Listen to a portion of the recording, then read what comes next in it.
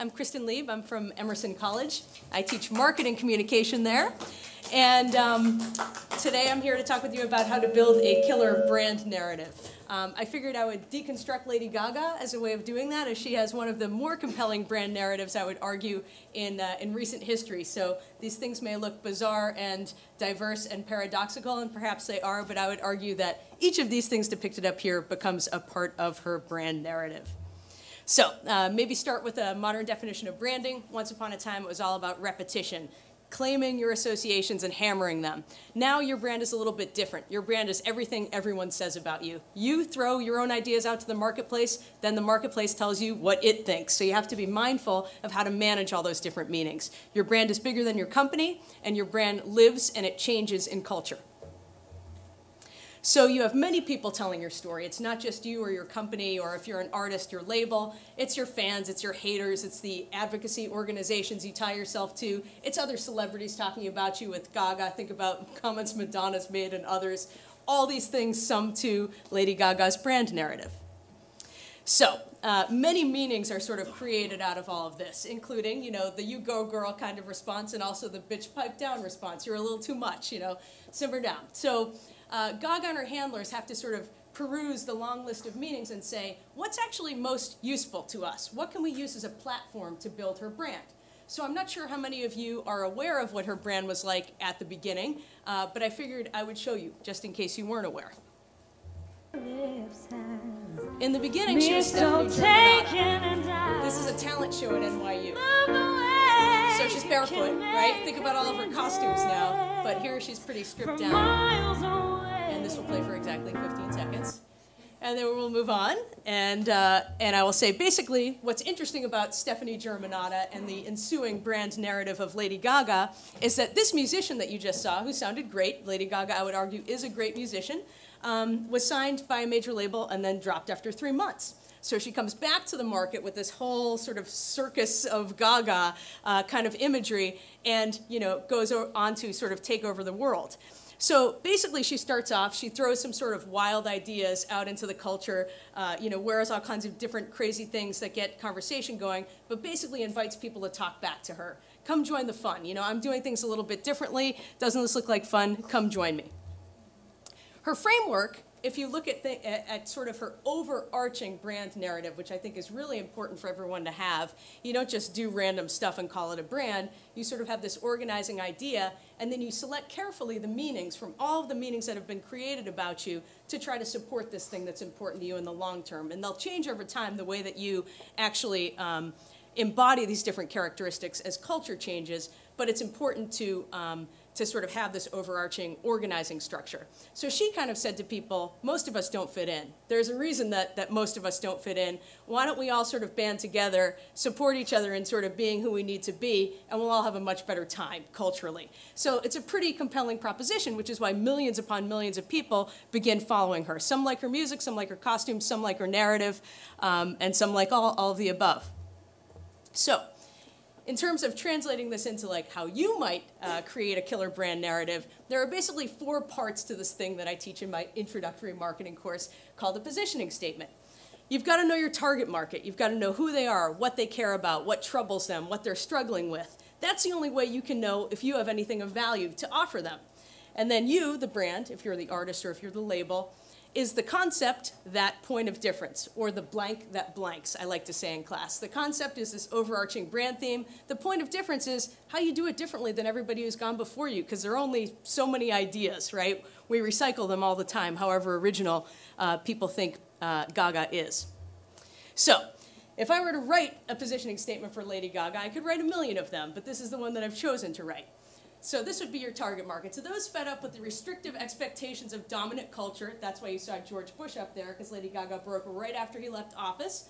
Lady Gaga, the brand, is the empowered, sexually playful provocateur, that's the concept, who screams "fuck you" at popular culture while simultaneously celebrating it in a Kermit dress. That's her point of difference, right?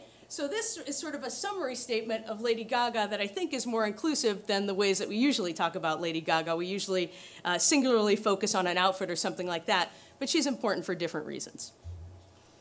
So, as I said earlier, the overarching brand theme is really a container for all of your meanings. And you're going to want to, with your brand, or if you're Gaga's handlers with this brand, choose meanings that are distinctive, meaningful, important, and memorable to your target market, right? She might have all kinds of bizarre details that she could work into her narrative, but if they don't mean anything to her target market, they're not going to land, they're not going to hit, they're not going to resonate. So you're going to want to pick things that actually have the best chance of landing well, of being received well. And the way you're going to know that is by knowing your target market. So all of this starts with just knowing your target market inside and out, and that takes a lot of work. So then you select the brand meanings that are most likely to resonate with your target. And in general, if we're talking about music, you want to be the badass that your target market really aspires to be.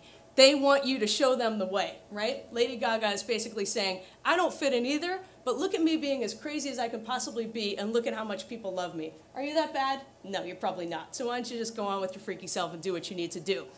So what's interesting about Gaga is she grabs so many different things from pop culture in decades past, and people don't recognize it, right? My students certainly don't recognize it until I show them. So I wanted to sort of draw on one of her narrative themes that I trace back to Bob Seger. Although other people have talked about the same thing, but I just wanted to show you how on point it is. You feel them staring, you know they hate you, you can feel their eyes glaring.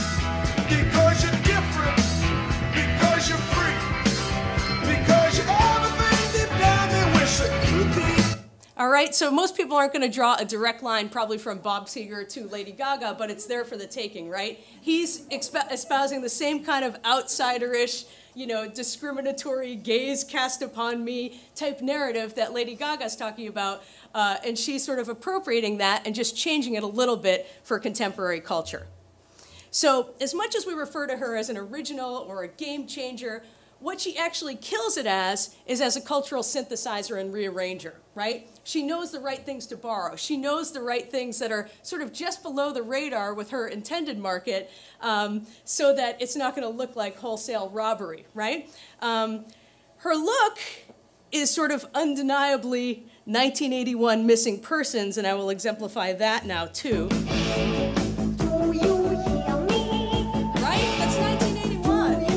That's Gaga when she came to market.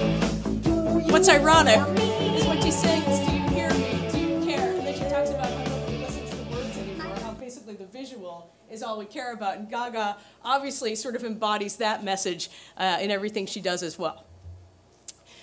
Of course, the most direct sort of comparison we always hear is Lady Gaga and Madonna. Lady Gaga robbed for Madonna. I figured I'd just take 7.5 minutes of one, 7.5 seconds of one, 7.5 seconds of another, and see what you guys think.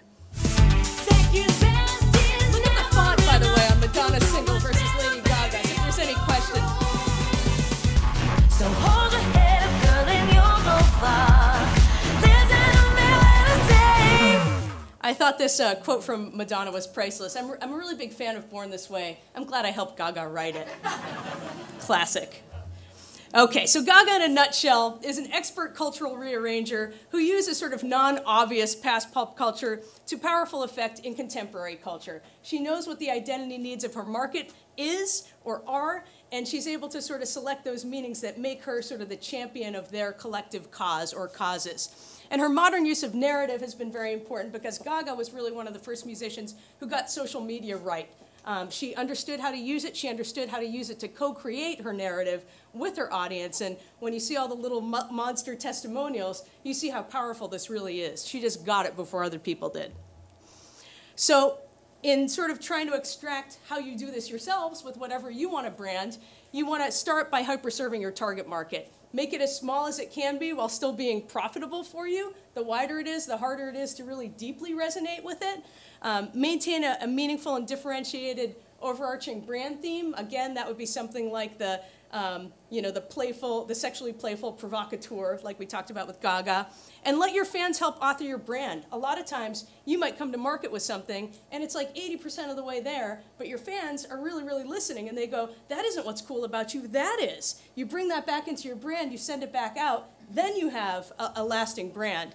And then borrow meanings from powerful others, right? A lot of ideas have already been spoken or presented in different ways. That doesn't mean that they're not relevant now, part of your art as an artist is sort of rearranging those things for common consumption in this day and age. The other thing I should say is that it's really important that your brand change, right? For a long time, again, we were saying consistency, consistency, consistency. Your overarching brand theme should be consistent, otherwise people won't know what you mean, but the way that you represent that should change over time as culture changes, otherwise you're going to lose relevance. So independence and sexual playfulness certainly look different in 1980, 1990, 2000, and now. And that's sort of some of the differences that you see when you look at Bob Seger, or you look at Madonna, or you look at Lady Gaga. So you really have to adapt accordingly, or you lose relevance. Your target market doesn't understand that you're for them. Thank you very much for your time.